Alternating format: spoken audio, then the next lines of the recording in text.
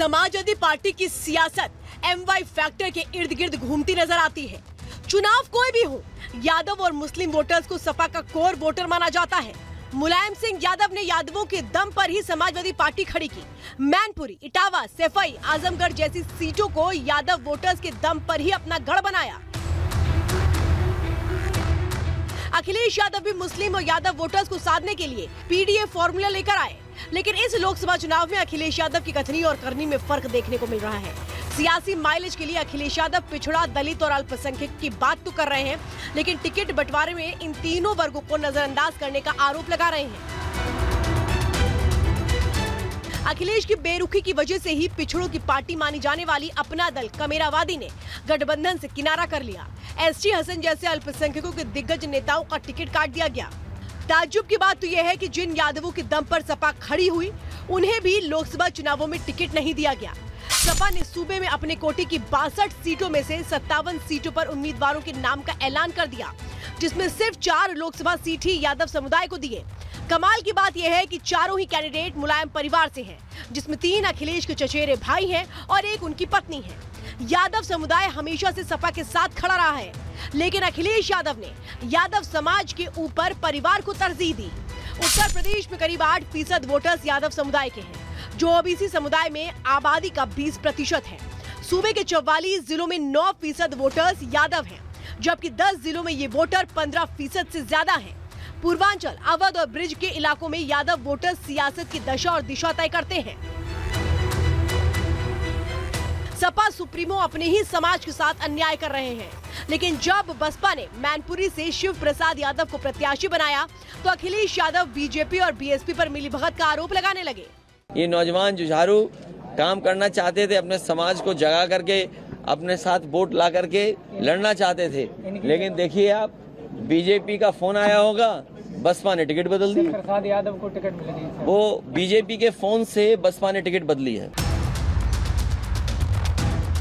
अखिलेश यादव की बौखलाहट बता रही है कि मायावती के इस दाव से मैनपुरी में डिंपल यादव की सीट खतरे में पड़ सकती है। मैनपुरी को सपा का गढ़ माना जाता है, लेकिन यादव वर्सेस यादव की लड़ाई में सबसे ज्यादा नुकसान सपा को ही होगा। चुनाव की तारीख जैसे जैसे करीब आ रही है, सियासी समीकरण बदलते जा रहे हैं। इस बदलते समीकरण में BJP और सपा दोनों ही जीत का दावा कर रहे हैं। इस बार मैनपुरी ने निश्चित किया है, मैनपुरी ने नारा दिया है कि अभी नहीं तो कभी नहीं। मैनपुरी ने नारा दिया है कि इस बार लड़ेगा मैनपुरी और जीतेगा मैनपुरी। मैनपुरी की जनता ने इस बार परिवर्तन का मन बना लिया है। इस बार कमल खिलेगा और भगवा लहराएगा। यहाँ पे कोई लड़ाई नहीं है, और मैं समझती हूँ यहाँ पे खाली अब इस बात की लड़ाई है कि वोट प्रतिशत कितना बढ़ा पाए। प्रत्याशी अपनी जीत का दावा कर रहे हैं, लेकिन मैनपुरी की जनता का क्या कहना है वो भी सुन लीजिए।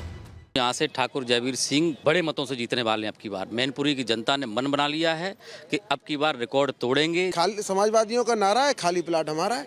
इस मिथक को तोड़ने का, और अब क्या समाजवादी पार्टी को बिल्कुल जड़ से निस्तो नाबूद कर देंगे। मैनपुरी जो पूरे उत्तर प्रदेश में माना जाता कि अखिलेश का गढ़ है, ये अखिलेश का गढ़ नहीं, भारतीय जनता पार्टी का गढ़ बहुत जल्द होने वाला है। कि जो गुंडई इन्होंने दी है, उस गुंडई के बदौलत ये कभी नहीं जीतेंगे, और मैनपुरी लोकसभा से आपकी 2 लाख से जयवीर सिंह जीतेंगे, 2 लाख से। फिलहाल सपा के गढ़ मैनपुरी की लड़ाई त्रिकोणीय हो गई है।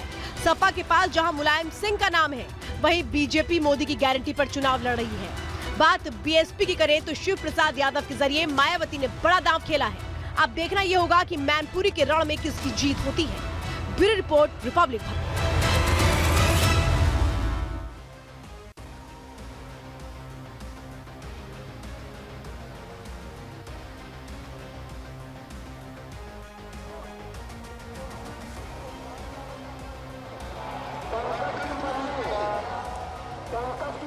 तो मैनपुरी के रण को दिखाया हमने कैसे कि क्या तैयारी है भारतीय जनता पार्टी की, अपनी तैयारी है, समाजवादी पार्टी अपने दावे कर रही है, लेकिन चुनाव क्योंकि पूरे देश में है और जो बड़ी सीटें हैं उन पर सबकी नजरें हैं। ऐसे में नागपुर, जहां से नितिन गडकरी एक बार फिर से मैदान में है, वहां पर क्या चुनौतियां हैं, किस तरह से प्रचंड तैयारियां हो रही है, ग्राफिक्स में आपको दिखाते हैं, फिर रिपोर्ट में दिखाएंगे। दरअसल नागपुर सीट से बीजेपी प्रत्याशी नितिन गडकरी काम करने वाले यानी परफॉर्मिंग मिनिस्टर्स में गिने जाते हैं और नितिन गडकरी की छवि काम करने वाले नेता की है। हालांकि नागपुर कभी कांग्रेस का गढ़ कहा जाता था, लेकिन एक बार फिर नितिन गडकरी के मैदान में उतरने से यहाँ मुकाबला दिलचस्प हो गया है।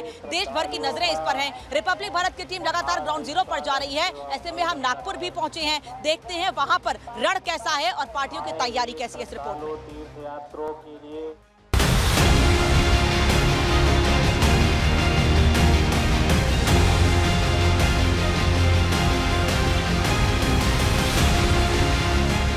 कभी कांग्रेस का गढ़ कहे जाने वाले नागपुर ने 2014 के लोकसभा चुनाव में नितिन गडकरी को चुना। विकास के विजन और जनता से सीधे संवाद के चलते नितिन गडकरी की नागपुर में अच्छी पकड़ मानी जाती है। पिछले 10 वर्षों में गडकरी ने नागपुर की सभी गलियों और मोहल्लों को छान मारा। शायद ही ऐसा कोई इलाका बचा हो जहां उन्होंने काम न किया। 2014 से 2024 तक गडकरी के किए कामों के दम पर बीजेपी ने तीसरी बार नितिन गडकरी को चुनावी मैदान में उतारा। वहीं INDIA की बात करें तो कांग्रेस ने विकास ठाकरे पर भरोसा जताया। इस लोकसभा चुनाव में विपक्ष जातीय समीकरणों को साधते हुए जीत की व्यूह रचना कर रहा है।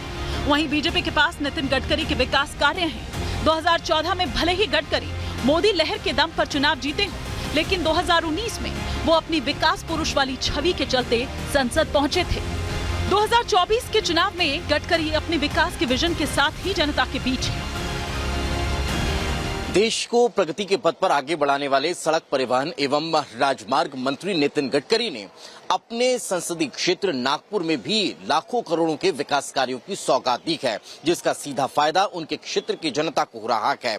इतना कि नहीं, यहाँ के एयरपोर्ट को उन्होंने multi modal international passenger airport और कार्गो हब के रूप में विकसित करने का काम किया है। मोदी को सत्ता से बेदखल करने के लिए विपक्ष हर संभव कोशिश कर रहा है। नागपुर में कांग्रेस ने प्रत्याशी उतारा तो जाति की सियासत करने वाले प्रकाश आंबेडकर ने बिना मांगे ही कांग्रेस को समर्थन दे दिया, जिससे कांग्रेस प्रत्याशी विकास ठाकरे के हौसले बढ़ गए।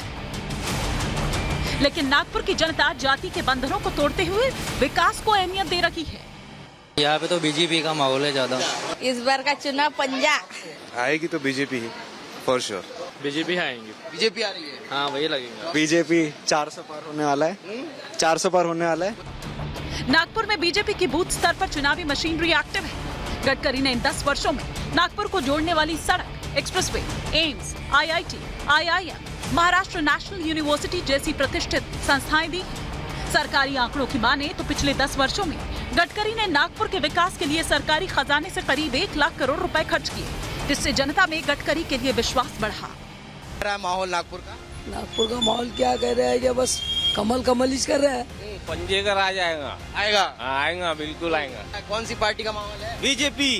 तो क्या वजह है? अरे नहीं, पक्की हमारी बीजेपी, हम पक्के हिंदू हैं। गडकरी साहब देश में तो मोदी जमेगा ना, मोदी साहब। नागपुर में कौन जमेगा? गडकरी साहब। ये चुनावी माहौल क्या है इस बार का? बीजेपी। तो क्या खास है ऐसा काम? नागपुर का सियासी रण बेहद रोमांचक हो गया, जहां एक और विपक्ष की सोशल इंजीनियरिंग है, वहीं दूसरी तरफ नितिन गडकरी के विकास कार्य।